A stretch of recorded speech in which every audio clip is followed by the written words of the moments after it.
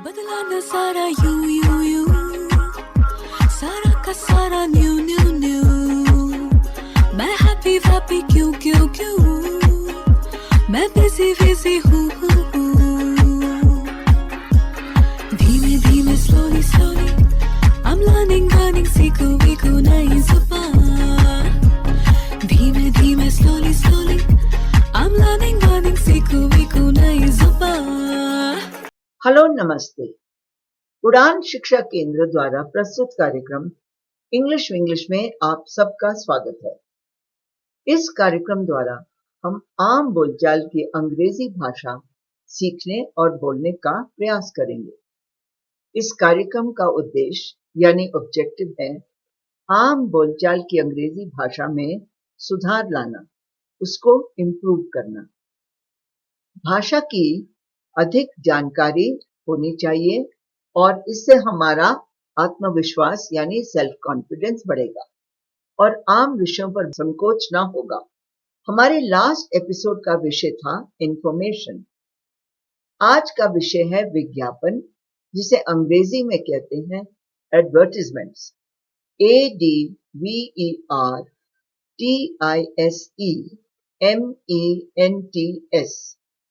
As usual हम इस विषय पर चर्चा करेंगे, संबंधित गीत सुनेंगे और ग्रामर का भी अभ्यास करेंगे।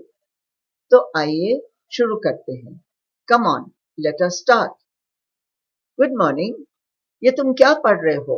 What are you reading? Good morning ma'am. मैं एक विज्ञापन पढ़ रहा हूँ। मैम, विज्ञापन को अंग्रेजी में एडवर्टाइजमेंट कहते हैं। इसको जरा ठीक से प्रोनाउंस करो, एडवर्टाइजमेंट्स। मैम, ये अंग्रेजी भी अजीब भाषा है। इसमें प्रोनाउंसिएशन, उच्चारण का बहुत ध्यान देना पड़ता है। हिंदी में जैसे लिखा वैसे पढ़ा। मैम, ये न्यूज़पेपर तो एडवर्टाइजमेंट से भरा पड़ा है। एडवर्टाइजिंग तो हमारी लाइफ का एक बहुत अटूट हिस्सा बन गया है। और देखो, एडवर्टाइजमेंट्स डिफरेंट टाइप्स के यानी नाना प्रकार के होते हैं।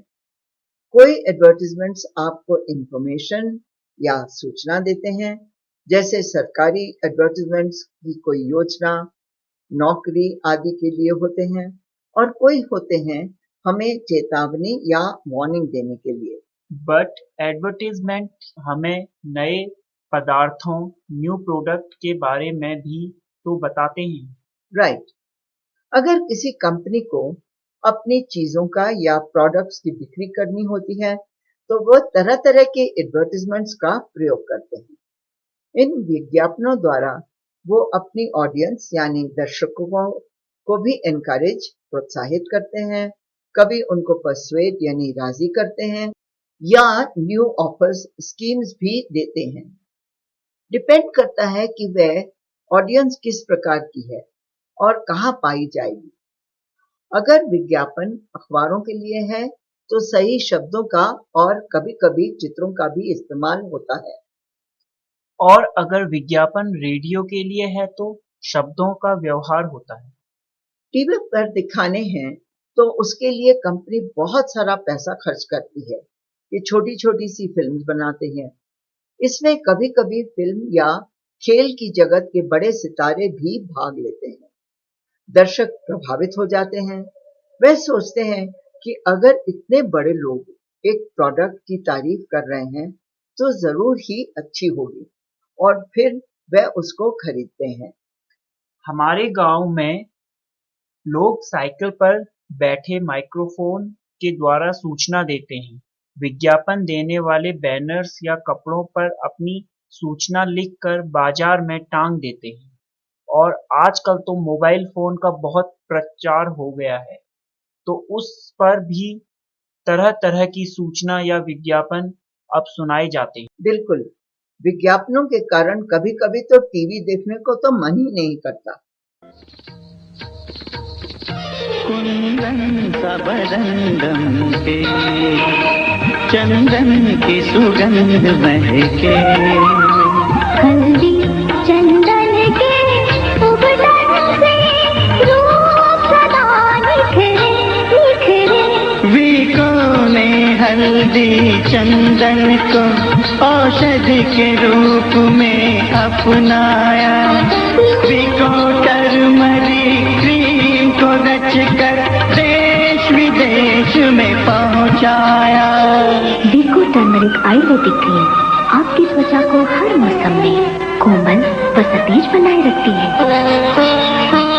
विको टर्मरिक नहीं cosmetic, Vicco turmeric Ayurvedic cream कील मुहासों को जड़ से मिटाए, हल्दी चंदन के गुण इसमें समाये, त्वचा की रक्षा करे आयुर्वेदिक क्रीम। एक मान्यता प्राप्त औषधि। ये ट्यूमेरिक क्या होता है? अंग्रेजी में हल्दी को ट्यूमरिक कहते हैं। विज्ञापन देने वाले आपको विश्वास यानी कि कन्विंस कराना चाहते हैं कि इसको इस्तेमाल करोगे तो आपके चेहरे की निखार बढ़ जाएगी। ये आइडिया तो हमारी दादी को बहुत पहले से था। वे हमेशा हल्दी का उपटन लगाती थी। मैम, हमारे देश में तो बच्चों की शादी करवानी हो तो उसके लिए भी बड़े बड़े विज्ञापन निकलते हैं। न्यूज़पेपर में कितने पन्ने पेजेस तो मैट्रिमोनियल कॉलम से ही भरे होते हैं। एडवर्टाइज करने के कोई और तरीके नहीं हैं। नहीं, अब अपना ही हमारा ही विज्ञापन ले लो जो हम इस कार्यक्रम के ऊपर करते हैं।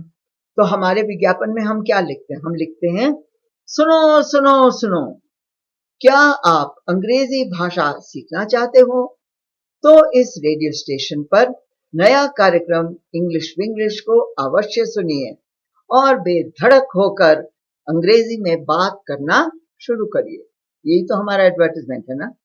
पर चलो अब ग्रामर पर कुछ बात करते हैं। ये अभ्यास नाउन एंड एडजेक्टिव से संबंधित है और उस पर आधारित है।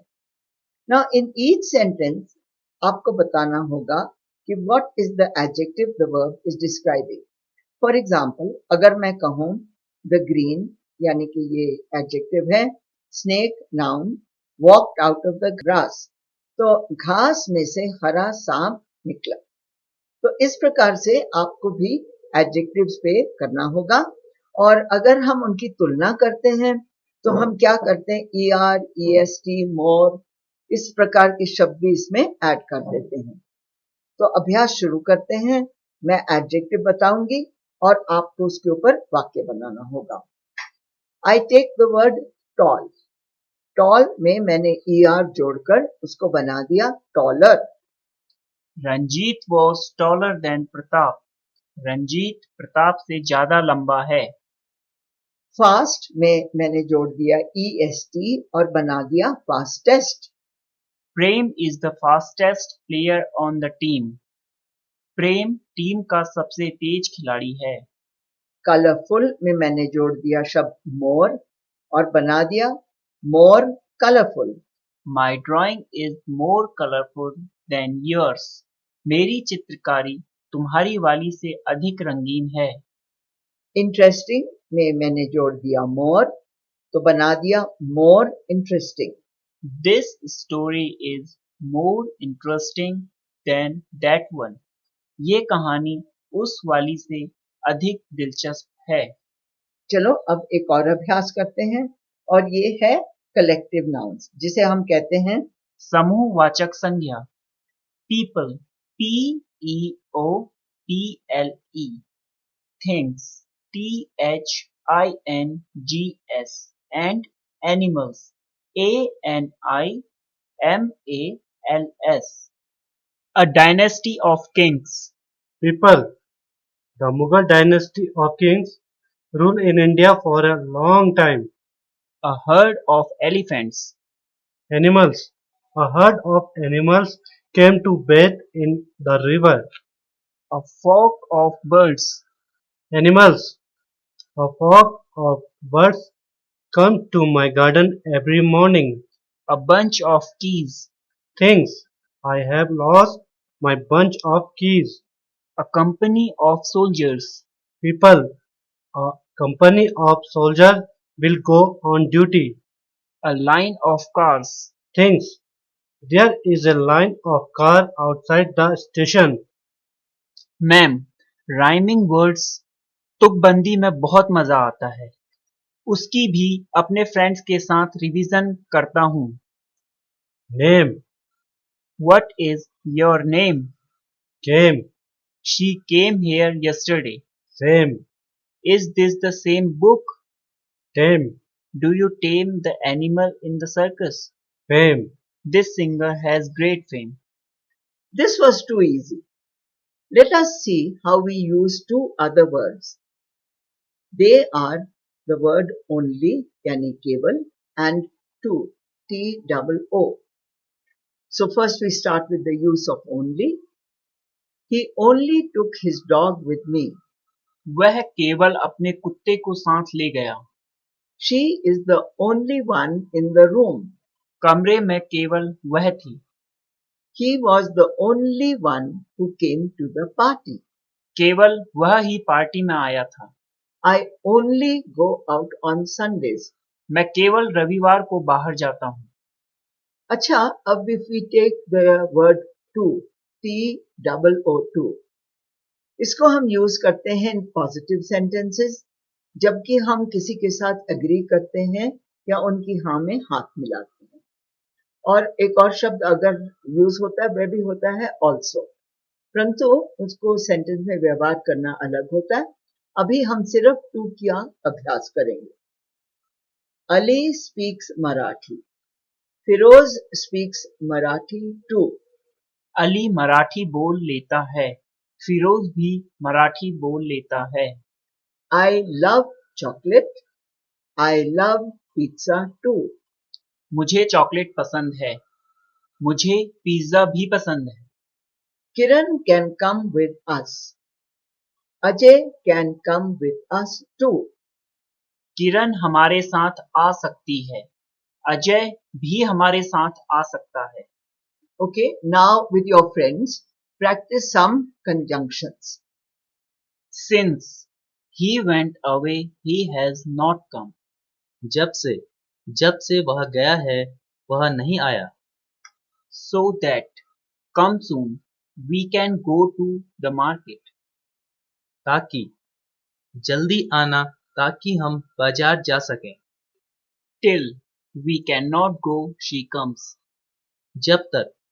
जब तक वह नहीं आए हम नहीं जा सकते. And please come tomorrow. Bring the dog. और कल आए और अपने कुत्ते को साथ लाएं. But I will come. I cannot bring the dog. पर मैं आऊंगा पर कुत्ते को साथ नहीं लाऊंगा. Or either you come, I will come. या मैं आऊंगा या तुम आना. If I will come, it is not raining. यदि बारिश नहीं हुई तो मैं आऊंगा. कार्यक्रम समाप्त करने से पहले अपने श्रोताओं को बताओ कि आज हमने क्या सीखा. आज हमने सीखा ग्रामर में नाउन एंड एडजेक्टिव के संबंध पर sentence and revision of collective nouns and rhyming words, use of only and too and conjunctions. Okay, पिटारे में तो आपने शब्द डालना भूल गए थे, तो अब डाल दो. DEPEND, depend. डिपेंड यानी भरोसा या विश्वास करना. DIFFERENT, different. डिफरेंट यानी अलग, हट जाना. MATRI